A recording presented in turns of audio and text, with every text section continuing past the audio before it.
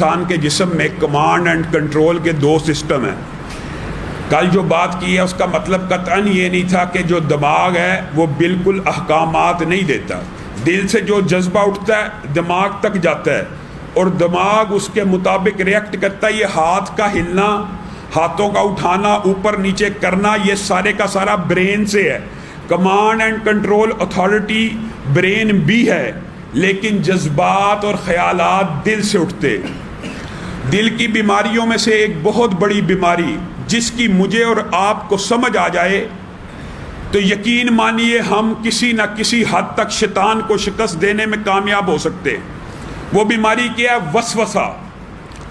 یہ بیماری اتنی اہم ہے، اگر مجھے اور آپ کو یہ بات سمجھ آ جائے کہ شیطان کا وسوسہ کون سا ہے اور جس کو آپ ضمیر کہتے ہیں، ضمیر آپ کہتے ہیں نا ضمیر جاگ گیا، اچھی بات آ رہی ہے، یعنی ملک فرشتوں کی طرف سے جو انسان کے اندر الہامات آ رہے ہیں، گڈ تھاٹ کون سا ہے، بیڈ تھاٹ کون سا ہے۔ اس کو اگر حدیث کی روشنی میں دیکھا جائے تو حدیث کیا، ان لمۃ من الملک، ایک خیال ہر وقت لمۃ من الملک و لمۃ من الشیطان، ہر لمحے کے اندر یہ سانس اندر جا رہا ہے، یہ سانس باہر آ رہا ہے۔ اس ایک سانس کے اندر جاتے ہوئے، ایک سانس کے باہر آتے ہوئے، ہر لمحے کے اندر دو خیالات آپ کے دل میں ڈالے جا رہے ہیں، ایک شیطان کی طرف سے اور ایک فرشتے کی طرف سے۔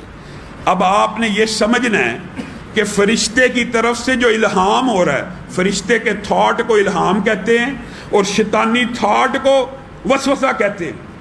اگر آپ ان دونوں میں فرق کرنے میں کامیاب ہو گئے، سمجھیں آپ شیطان کو آدھی شکست دینے میں کامیاب ہو گئے۔ شیطان انسان کے ساتھ پیدائش سے لگا ہوا ہے، ابھی پیدا ہوتا ہے نا انسان، اس کو ایک کچوکا لگا دیتا ہے، مرتے دم تک انسان کے ساتھ رہتا ہے۔ امام احمد ابن حنبل موت کے عالم میں ہیں، آخری لمحات ہیں، ارد گرد ساتھی بیٹھے ہوئے ہیں، وہ امام احمد ابن حنبل کو کس چیز کی نصیحت کر رہے ہیں؟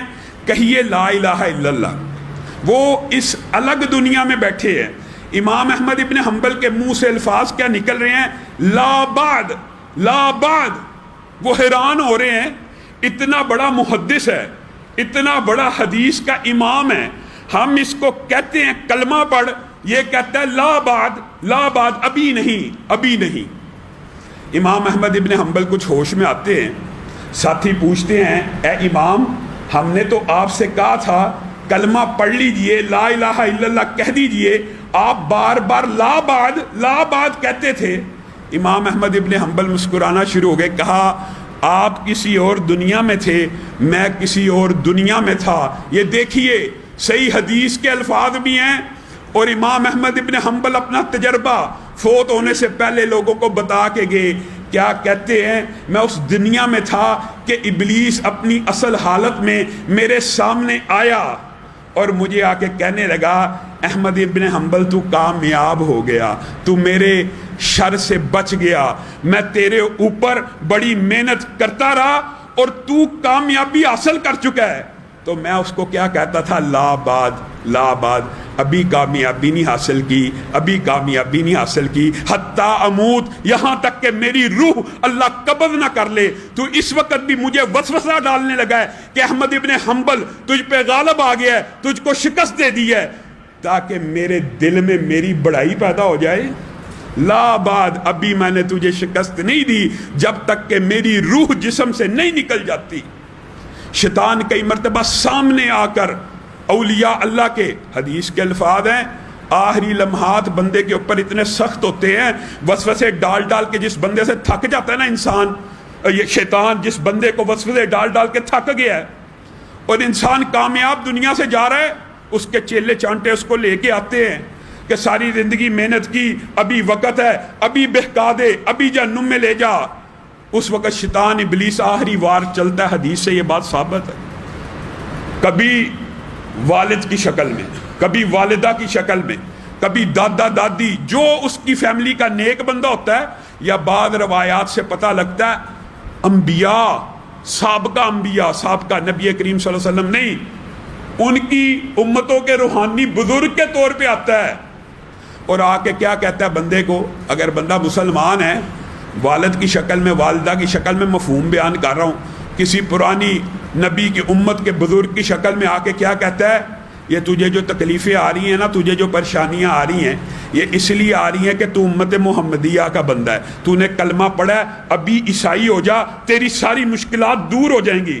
اور بڑے بڑے بیچارے لوگ اس آخری لمحے میں عبادت گزار، شب زندہ دار اس کے سوار میں پھنس جاتے ہیں۔ وجہ تکلیف آ رہی ہوتی ہے، مصیبت آ رہی ہوتی ہے، بیماری سے بندہ پریشان ہوتا ہے، اچانک ایک نورانی چہرہ سامنے آ کے کہتا ہے اگر تو عیسائی ہو جائے گا مصیبت دور ہو جائے گی، وسوسہ ڈالتا ہے، بندہ کہتا ہے اچھا اس پریشانی سے تو نجات مل جائے، عیسائی ہو جاتا ہوں۔ وہی موت کا لمحہ ہوتا ہے، انسان کی روح قبض ہو جاتی ہے، بندہ بے ایمان ہو کے مر جاتا ہے۔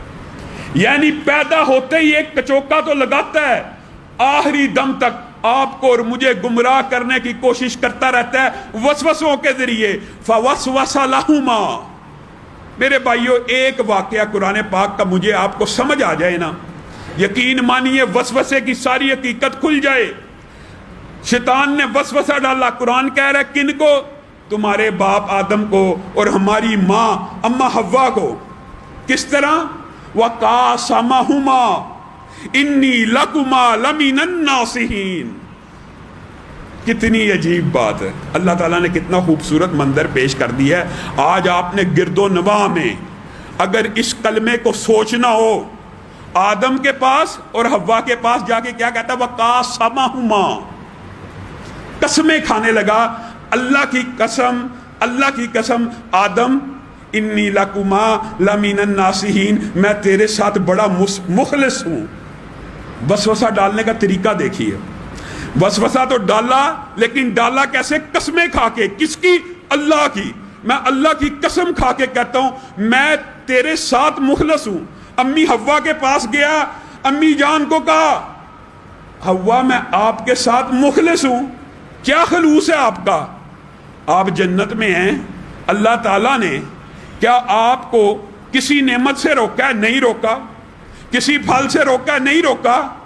پھر آپ یہ بتائیے، یہ وسوسہ ہوتا ہے۔ وسوسہ یہ ہے شکوک پیدا کرنا، شبہات پیدا کرنا، خیالات۔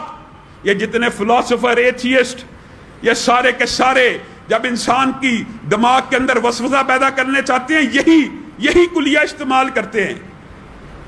ہر نعمت کو کھانے کی اجازت دی، اس درخت کو کھانے کی اجازت کیوں نہ دی؟ بس وسوسہ ڈالنا تھا، اور قسم کھائی میں آپ کے ساتھ مخلص ہوں۔ پہلے یہ وسوسہ ڈال دیا، سوال پیدا کر دیا کہ اس کو کھانے کی اجازت کیوں نہیں دی، پھر جواب بھی خود سکھا دیا۔ کیا کہا؟ اس لیے نہیں دی کہ کہیں تم ہمیشہ جنتی نہ ہو جاؤ، کہیں تم فرشتے نہ بن جاؤ،